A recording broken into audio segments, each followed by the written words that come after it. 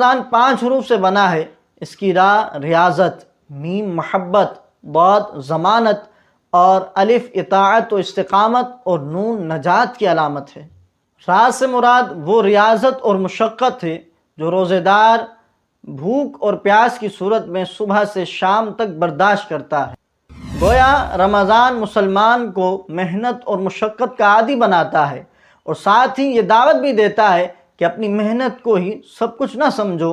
میم خدا اور رسول خدا علیہ السلام کی محبت سے آشنا کرتا ہے، اور جب ریاضت شاقہ میں حب اللہ اور حب رسول علیہ السلام کی چاشنی ملتی ہے تو رمضان ضمانت چاشنی دیتا ہے اطاعت میں استقامت کی، اور جسے استقامت نصیب ہو جائے وہ ضرور اس دنیا سے ایمان بچا کر لے جائے گا، اور جو ایمان بچا کر لے گیا تو رمضان قانون یہ اعلان کرتا ہے کہ اس کے لیے نجات ہی